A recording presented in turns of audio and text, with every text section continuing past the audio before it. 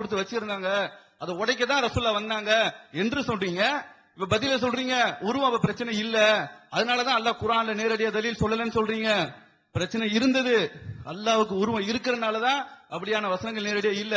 அது ஒத்துக்கொள்ளாமல் உங்களுடைய மன விருப்பப்படி ஒரு விஷயத்தை நிலைநாட்டுவதற்காக வேண்டி ஒரு நேரடியான ஆதாரத்தை கூட குர்ஆன் வசனத்தையோ ஹதீஸையோ சொல்லாமல் வாக்கியங்களாக சொல்லிக் கொண்டே போறீங்க. இப்பவும் கடைசியா கேட்கிறோம், ஒரே ஒரு குர்ஆன் வசனத்தை சொல்லுங்க, இல்ல ஒரு ஹதீஸை சொல்லுங்க, அல்லாஹ்வுக்கு உருவம் இல்ல என்று சொல்லிருங்க. உங்கள்ட்ட ரெண்டு முரணான கருத்தை பதிவு செஞ்சிருக்கிறீங்க. ரசூல் ஸல்லல்லாஹு அலைஹி வஸல்லம் காலத்துல உருவம் ஒரு பிரச்சனை இல்லைன்னு சொல்லியிருக்கிறீங்க, உருவம் ஒரு பிரச்சனை இருந்த ரெண்டு செய்தியவும் நீங்கள் இதே மேடையில சொல்லியிருக்கிறீங்க. அது முரணுக்குரிய பதிலையும் சொல்லுங்க, தலீல் ஒன்னே சொல்லிருங்க, அப்ப ஒரு திருப்தியா போயிருவோம் இன்ஷா அல்லாஹ். அஸ்ஸலாமு அலைக்கும். இறைவனுக்கு உருவம் உண்டு என்று வாதிக்க வந்தவர்கள் இறைவனுக்கு உருவம் இருக்குது அப்படி என்று இந்தாங்க வசனம், அல்லாஹ்வுக்கு உருவம் இருக்கு காமிச்சிட்டோம். ஹதீஸ்ல இறைவனுக்கு உருவம் இருக்கு என்று சலாசலம் சொல்லி இருக்கிறாங்க, இந்தாங்க காமிச்சிட்டோம் அப்படின்னு சொல்லிட்டு இறைவனுக்கு உருவம் இல்லை நீங்க சொல்றீங்களே, நேரடியான ஆதாரம் தாங்க அப்படின்னு கேட்டா அது அர்த்தம் இருக்கு. இருக்குன்னு சொல்லவங்களும் இதுவரைக்கும் ஒண்ணு கூட தெரியலையே. குர்ஆனில அல்லாஹ்வுக்கு உருவம் இருக்கு அப்படின்னு சொல்லி ஒரு வசனம் தந்தாங்களா? ஹதீஸ்ல அல்லாஹ்விற்கு உருவம் இருக்குது இப்படி விளங்குன்னு தானே சொன்னாங்க. அந்த விளக்கம் தப்புன்னு தான் நம்ம சொல்லிக்கிட்டு இருக்கோம். இறைவனுக்கு உருவம் உண்டு என்று அந்த வாசகத்தை தந்துட்டா யாரும் விளக்கம் சொல்ல முடியாதுங்க, அது நேரடியா போயிடும். அதனால நேரடியாக ஆதாரம் தராதவங்க நீங்க தெரியலங்கிறாங்க. அடுத்த ஒரு பாயிண்ட், அப்ப அந்த காலத்துல இறைவனுக்கு பிள்ளை இருக்குன்னு சொன்னனால அல்லாஹ் மறுத்து சொன்னான் அப்ப நம்ம சொன்னோம். அப்ப இறைவனுக்கு உருவம் உண்டு அப்படின்னு அவங்க சொல்லிட்டு தானே இருந்தாங்க, அதனாலதான் மறுத்து சொல்லலங்கிறாங்க. இதுக்கு முன்னால என்ன சொன்னாங்க? அல்லாஹ்விற்கா அவங்க செலவு வச்சிருந்தாங்க, மற்றதுக்கு செலவு வச்சிருந்தாங்க அப்படின்னாங்க. இப்ப நம்ம யாருக்கு பேசுவோம்? மற்றதெல்லாம் அது இலாக அல்ல, இலாண்டு கற்பனையில் பண்ணியிருந்தாங்க. நல்லா கவனிக்க நீங்க, மற்றதே எல்லாம் இலாக இல்லாத இலான்னாங்க, அல்லாஹ்னு சொல்லிட்டு இருந்தாங்க. அவங்களே முன்னாடி சொல்லிட்டாங்க, அல்லாஹ்வுக்கு அவங்க உருவம் வைக்கல, வேற வேற இலாவுக்கு தான் வச்சிருந்தாங்கன்னு சொல்லிவிட்டாங்க. அப்ப இதுல என்ன வழங்குது? அவங்க அல்லாஹ்வுக்குன்னு ஒரு உருவத்தை கற்பிக்கல, ஒரு விக்கிரகத்தை வைக்கல அப்படின்னு அவங்களே சொல்லிவிட்டு, அப்ப மாற்றமான கருத்தை வச்சா எப்படி? அல்லாஹ்வுக்கு தான் உருவம் வைக்கல நீங்களே சொல்லிவிட்டீங்களே. அதனால ஸல்லல்லாஹு அலைஹி வஸல்லம் அவர்கள் சொல்லால் அல்ல செயலால் காட்டினார்கள்.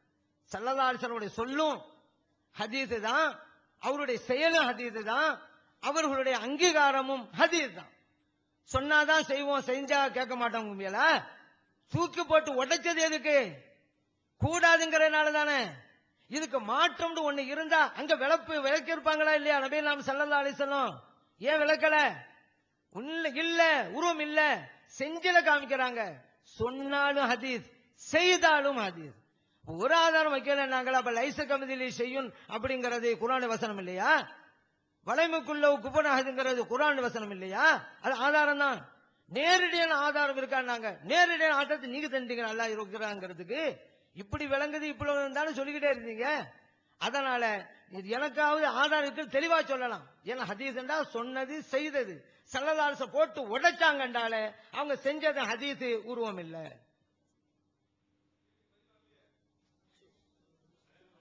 வேற என்னங்க? மறுபடியும் சொல்லக்கூடாது. இல்ல வேற என்ன வரலன்னு சொல்லி காட்டலாம், சொல்லலாம் இன்ஷா அல்லாஹ். அதான் ஒரு கேள்வி கேட்க 2-3 கேள்வி தான் ஒண்ணு இயற்கையா விடுபடும். மறுபடியும் ஆடியன்ஸ் மறுப்பு சொல்லக்கூடாதுமா. சரி, ஒன்னும் பிரச்சனை இல்ல. இப்ப கேட்டவரே கேட்கலாம், இல்லாட்டி கேட்க விடுபட்டவரை அடுத்த கேள்வியாளர் கேட்கலாம். எல்லாருக்கும் வாய்ப்பு இருக்கு. ஒப்பந்த மீறல் உட்காருங்க. ஒரு ஆளுக்கு ஒரு கேள்விதான், உட்காருங்க. அடுத்த ஆட்ட சொல்லி கேட்க வைங்க. நாங்க ஆளுக்கு பேசினா ரசா நல்லா இருக்காது. சும்மா நல்லபடியா முடியணும்னா கேள்வி கேளுங்க, பதில் திருப்தி அல்லாட்டி சும்மா இருந்துக்கிறங்க.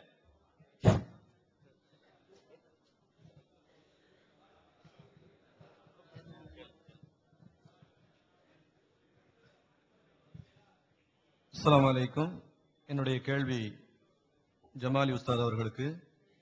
இங்கே நடைபெற்றுக் கொண்டிருக்கின்ற விவாதம் சுன்னத்துல் ஜமாத் ஐக்கிய பேரவையினுடைய சார்பாக இறைவன் உருவமற்றவன், டிஎன்டிஜே சார்பாக இறைவனுக்கு உருவம் உண்டு என்ற மைய பொருளை வைத்து வாதாடி கொண்டிருக்கிறோம்.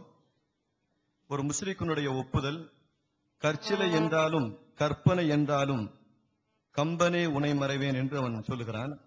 சிலை என்பதும் விக்கிரகம், அதே போல கற்பனையாக உன்னை வடிவமைத்து அதை ஆராதனை செய்வதும் அதுவும் விக்கிரகம்தான். அது சிறுக்கான ஒரு காரியம். நான் இந்த இடத்திலிருந்து கேட்பது என்ன, உருவமற்றவன் என்று சொல்லக்கூடிய சுன்னத்துல் ஜமாத்தின் சார்பாக உருவம் உடையது, இறைவனுக்கு உருவம் உண்டு என்று சொல்பவர்களை முஸ்ரிக்கீன்கள் என்று டிக்ளேர் பண்ணலாமா?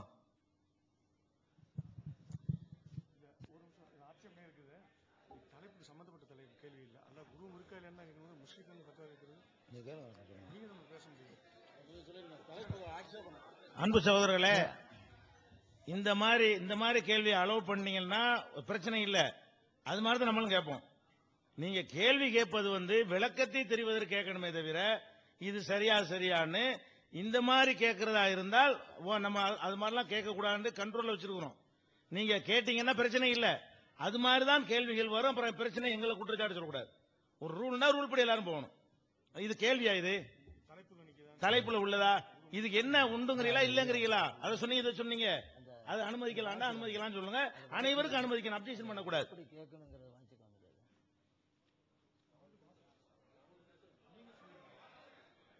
நாங்க இங்க பேசிக்கிறோம், யாரும் பேச வேணாம். நாங்க பாத்துக்கிறோங்க, நீங்க பாத்துக்கிறீங்க. நீங்க உட்காருங்க, யாரும் நாங்க பாத்துக்கிறோம். நம்ம சைடுல யாரும் பேசக்கூடாது, இந்த பாருங்க, இப்ப கேள்வியில ஒண்ணு போட்டிருக்கிறாங்க, எப்படி கேள்வி அமையணுங்கிறதுல ஒரு விஷயம் இருக்குது. அது உங்களுக்கு வாசித்து காண்பிக்கப்பட்டது. அதை நானும் சொல்றேன். கேள்வியில் தரக்குறைவான வார்த்தைகள், தனிநபர் விமர்சனங்கள், கேலி கிண்டல் இருக்கக்கூடாது அப்படிங்கறத சொல்லிட்டதுனால இது நம்முடைய கேள்வி இன்னொருடைய உள்ளத்தை பாதிக்கும், அவர் வேதனை உண்டாக்கும். அப்படிங்கறது தவிர்த்துக் கொள்வதுதான் முறை.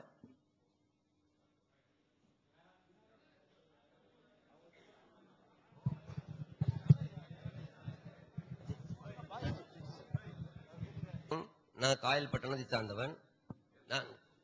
என் பெயர் MK சாம் ஷிஹாபுதீன். நான் நேற்றிலிருந்து காலையிலிருந்து இன்று வரைக்கும் நான் இங்கே உட்கார்ந்து கொண்டிருக்கிறேன். எந்த ஒரு இடத்திலும் நேரடியாக உருவம் உண்டு என்பதற்கு நான் விளக்கத்தை இதுவரைக்கும் பார்த்ததில்லை. இப்படி அது இதன் மூலம் இப்படி விளங்குகிறோம் தான் நம்ம தெரிஞ்சதே ஒழிய டைரக்டா குரான்ல சின்ன ஒரு ஆயத்து அல்ல ஹதீஸ்ல ஒரு சின்ன இது டைரக்டா இருக்கணும், அது மாதிரி எதுவுமே சொன்னது இல்லை. அது சகோதரர் பெரிய அவர்களுக்கு கேட்கிறேன். அன்பு சகோதரர்களே, முதலாக நான் எடுத்து வைத்த ஹதீஸிலேயே உருவம்ங்கிற சொல்ல பயன்படுத்தி தெளிவான வார்த்தைகளை கொண்டு முதல் ஆதாரத்தை நான் வச்சிருக்கிறேன்.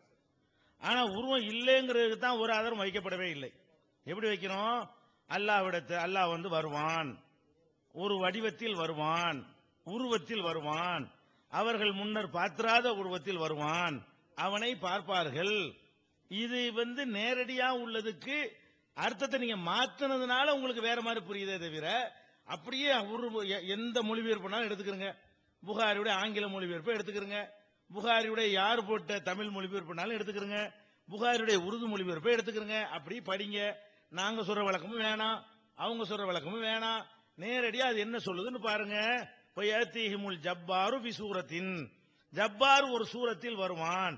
சூரத்துனா என்ன அர்த்தம் அதுல போட்டிருக்காங்க?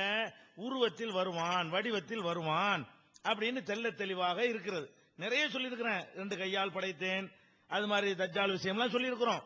ஆனால் உருவம் சொல்ல கொண்டே இவ்வளவு ஆதாரத்தை காட்டி இருக்கும் பொழுது ஒன்னு கூட கேள்விப்படலன்னு நீங்க சொல்வது எனக்கு ஆச்சரியமாக இருக்கிறது. ஆனா உருவம் இல்லைன்னு சொல்வதற்கு தான் அவங்க நாங்க ஆதாரம் வைக்க வேண்டிய தேவையில்லை, அது அவசியம் இல்லைன்னு சொன்னாங்க. நாங்க ஆதாரத்தை அள்ளி போட்டுக்கிட்டு தான் இருக்கிறோமே தவிர ஒண்ணுமே அவங்க மறுப்பு தான் சொல்லிட்டு இருந்தாங்க, விளக்கம் தான் சொல்லிட்டு இருந்தாங்க.